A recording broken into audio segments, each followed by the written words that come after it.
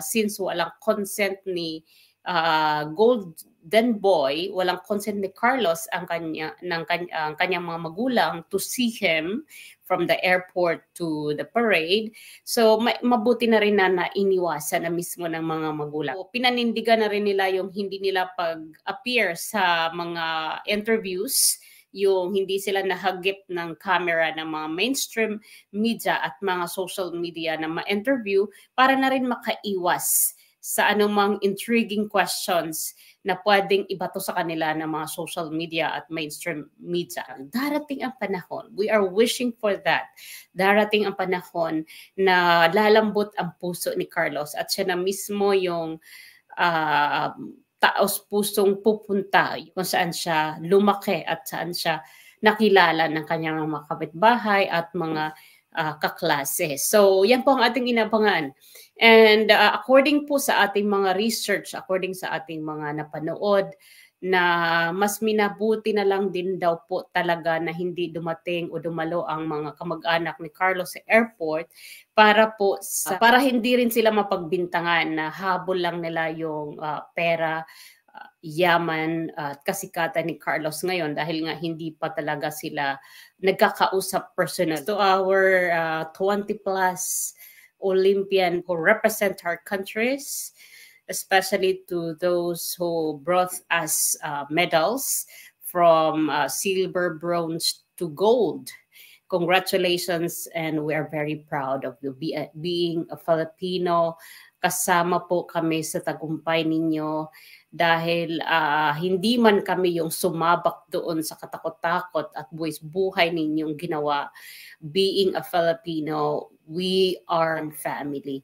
We are supposed to be united from failure to success. Yun po ang dapat. Kasi sayang naman itong mga tinatamasang tagumpay from fame to money and everything kung hindi po kayo magkakaisa. Lahat po tayo ay panalo. Lahat tayo dito ay naambunan ng tagumpay ng ating mga Olympians participants. Dapat po kung ano man ang merong ngayon nangyayari na celebrations, the Welcome Heroes Parade, and the program, we should be united. We should be celebrating. Ang reward na binigay sa kanila ng mga Olympians, yung 20 million, may 2 million, may 1 million, may $500,000, and a lot of upcoming prizes pa to be received by our Olympians participants ay galing po yan sa tagumpay ng mga Filipino. Kasi without our taxes, remember that, without our taxes, without the prayer also of the Filipinos, this success will not be made by one of our Olympian participants during the Paris Olympic 2024. So all of us must be proud. Kaya lahat dyan ng mga nambabash, okay lang yan. Ganun po talaga ang buhay. Kumbaga sa pagkain, hindi po magiging ma-appreciate yung ating niluluto kung wala pong asin, walang mga seasoning. So ganun lang din lang yon. So again and again, we are here giving our opinion, not to destroy this family, but to look forward for their reconciliation and reunited. Kaya po ang ating mga binibigay na opinion according po sa values ng mga Filipino na dapat ito yung mga ibabaw, yung ating good values na itinuturo naman ito sa ating eskwelahan. Kaya nga noon meron tayo mga GMRC o Good Manners and Right Conduct. Kasi dapat ito yung hindi natin kalimutan. Kasi magiging incomplete yung celebrations kung kulang ang mga taong nagmamahal sa ating gold medal gymnast winner. So yun po ang ating inaabangan.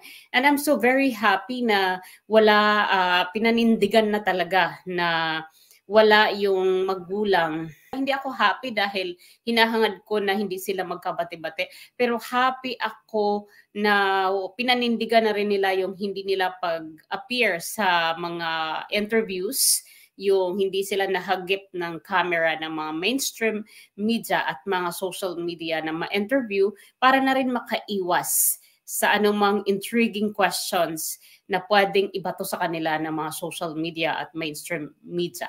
So okay na yon kasi it's a good start. Ibig sabihin, ito na yung hudyat na we're hoping na ito na si Carlos na ang inaantay na lang natin na maggumawa ng move after niya makapag-rest kasi kailangan niya ngayon ng talagang bonggang-bonggang pahinga. Ngayon nila mararamdaman yung pagod na kanilang ng kanilang mga katawan after all na andiyan na sila sa Pilipinas. So again, balik tayo doon, good move na hindi po sila nag-appear sa social media, hindi sila nagpahagip ng camera ng mga mainstream media. And I hope so, para na rin hindi na lumagana pa o lumaki ng lumaki itong issue. At since pinanindigan naman din nila sa isang interview, according to the grandpa, na hindi na rin sila nag-appear dahil wala daw consent mula sa kay Carlos na they have to be there sa airport at sa parade. So maigi na rin naging silent viewer na lang sila sa Heroes Welcome Parade para na rin hindi na madagdagan yung tao lang tayo. Pwede tayong magkamali sa pagsagot ng mga tanong, ng mga intriguing questions ng mga social media at mainstream media. Kaya maiging umiwas na sila. And again, we are waiting na si Carlos na lang ang mag-move para after niya mag-rest ay puntahan niya ang kanyang parent, bumalik siya kung saan siya nanggaling kasi according to the grandfather of Yulo, 2 years na from 2022 to present, hindi na nila nakita ang anino ni Carlos. So, masakit sa isang pamilya na hindi mo nayayakap ang iyong kapamilya na alam nyo naman na dapat nagkakaisa. So maybe nabubuo na yung ating mga opinion, nabubuo na yung ating mga haka-haka na ang nag-trigger sa nanay kung bakit siya nakapag-post sa social media kasi maaaring dinisconnect ni Carlos ang nanay niya sa social media. So ito rin ang bad effect ng ating mga user ng social media kasi kapag galit tayo at wala tayong nakukuhang kakampi sa member of our family, dun tayo sa social media nagsusumbong. And again, they are now public people, public figures. So libre po ang magpuna. At huwag po natin kalimutan, may ambag po tayo sa kanilang mga tinatamasa ngayon because we are paying our taxes. OFW are paying lots of remittances. Marami po ang ambag ng mga OFW sa remittance. Saan po kukuha ang gobyerno natin sa pambigay premyo nitong ating mga Olympians kung wala po ang OFW remittances and your taxes. So again, wag po tayong paipokrito dito. Lahat po tayo ay kasama sa tagumpay nitong ating mga Olympians kasi ito po yung pinopromote ng pamilyang Pilipino. Dapat nagkakaisa tayo sa hirap at sa ginhawa at sa celebrations. So yun lamang po ang aking nakikitang opinion. Aabangan po natin at hindi po tayo titigil. Aabangan po natin ang kasunod na steps na mangyayari kasi kailangan po again ni Carlos magpahinga and then next to that we are hoping na makita natin sila one happy family sa mga susunod na araw. Maraming salamat po again sa mga sumusuporta dito sa channel na to and I'll see you very soon.